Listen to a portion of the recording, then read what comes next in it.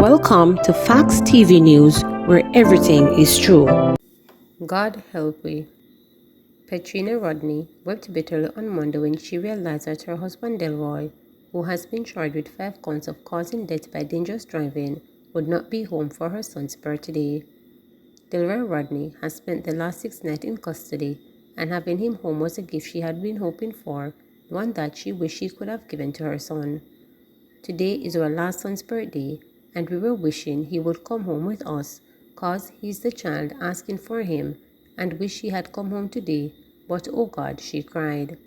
Her grief permeated the air outside the Westmoreland Parish Courthouse, where relatives, the pastor, and members of the church, where her husband is a deacon, along with fellow cabbies once again gathered in show of support.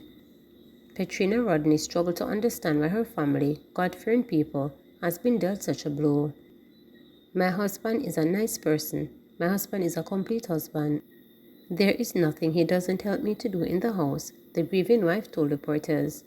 My husband washes, my husband cooks, everything my husband does. We're never in an argument. Oh God, why is this happening to us? My God, help. God, help me. To show that type of family man he is, he has to keep devotion before he goes on the road, she stated. Rodney was remanded until Wednesday, when his bail application will continue. On Monday, the prosecutor stressed that there are 3 outstanding statements. The Crown has not been in receipt of the statements, so the Crown will need to oppose to the bail, the prosecution stated. The Crown added that statements from an eyewitness, a first responder, and the investigating officer are critical to the case. In responding to the Crown, Rodney's attorney Lambert Johnson said he had expected the investigating officer to be in court on Monday. He again complained that there has been numerous media reports that Rodney fled the scene of the crash. No such thing, Your Honor, Johnson said. He went and sought medical care, and then he went to the chamber of an attorney same day, and arrangements were made with the investigating officer. Johnson then asked the prosecutor if the investigating officer was objecting to bail. The reply was yes. Johnson was clear in his displeasure.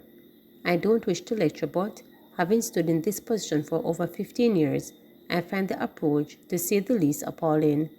As an officer of justice, you need to stand up and account for justice, Johnson argued. However, Senior Parish Judge Dave Walters made it clear who had the final say regarding the bail. Bail is incumbent on the court to make a decision. Whether the officer says he's objecting is not a rubber stamp on the court, the judge noted. He reminded that there is a vital witness who survived the crash along with Rodney. However, Johnson was confident that the witness testimony will not hurt his case. One person on the bus, that one statement will not contradict what is already said, he told the court. Judge Walters then asked Rodney to stand as he made his ruling. The continuation of your bail application will be done on Wednesday at 12:30 p.m., stated the judge.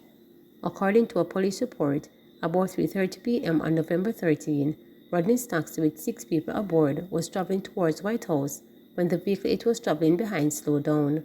Rodney's Swift collided with a truck that was traveling in the opposite direction and ended up in a tree. 3 of the occupants of Rodney's vehicle died on the scene. 2 were taken to hospital, succumbed to their injuries later that night. Education Minister calls for unity in reducing gang influence on youth. The Minister of Education and Youth is rallying the nation to unite in the crucial mission of reducing gang influence on Jamaica's youth and redirecting them towards alternative positive path.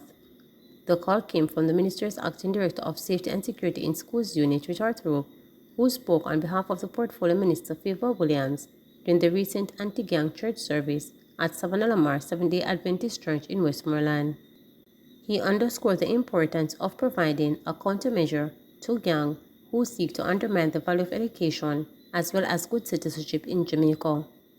Ending violence or eliminating gangs from schools is a task for all of us.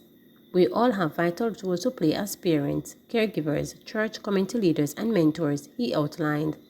He added that only through collective actions will Jamaica see a significant reduction in the number of gangs and related violent incidents in schools and the society as a whole. The recently published National Assessment of Perception of School Safety and Security 2023, done across 331 primary and secondary schools, revealed that approximately 62% of students do not report knowledge of their peers who are gang members. It indicated further that 20% of the students know youngsters in their school who are members of gangs, and additionally, that students are 3 times more likely to experience elements of gang culture in their school, whether directly or indirectly. We can acknowledge that the majority of young people are not influenced by violence or gang. However, the relatively small number of young people who are have a disproportionately large impact on the perception of their schools and communities, he further explained. Therefore, our continuing collective approach must be a wide-ranging focus on prevention, implementing appropriate responses to infractions, empowering our parents, partnership with other agencies, and provide support, he added. The National Assessment of Perception of School Safety and Security 2023 was a collaborative undertaking of the Education Ministry, the Citizen Security Secretariat of the Ministry of National Security, and the Planning Institute of Jamaica. Anti-Gang Week 2023 was observed from November 5 to 11 under the theme Gang No Cool, Stay in School. It was an initiative of the ministry through its Safety and Security in Schools unit in collaboration with the Jamaica Constabulary Force Counterterrorism and Organized Crime Investigations Branch and Community Safety and Security Branch. Case management hearing in Sagicor fraud matter stalled. The issue of full disclosure was a point of contention between attorneys in the Sagicor multi-million-dollar fraud case on Tuesday morning. Alicia Moulton White and former Vice President for Group Marketing of Sagicor Jamaica, Client Care Officer Tishan Samuels, and the former Sagicor Bank employees, Tricia Monique Moulton and Malik McLeod, are accused of conspiring and defrauding the U.S. foreign currency accounts of about 6 Sagicor customers. The matter, which was initially set for a case management hearing Tuesday, failed to get off the ground when it was called up in the Kingston and St. Andrew Parish Court. It started one of the attorneys for Ms. Samuels, Rita Allen Brown, informing the court that disclosure had not been made. She also explained that it was she who collected a compact disc from the court's office. However, she is unable to access the content on the CD. But attorney Anne-Marie Richards, who will be prosecuting the matter on behalf of Sagicor, insisted that the case file was emailed to all defense attorneys. Senior Parish Court Judge Louis Ann Cole Montague intervened, asking whether the prosecutor had received confirmation from defense counsel. In an attempt to move the proceeding forward, Judge Cole Montague told the parties that they were majoring in minor.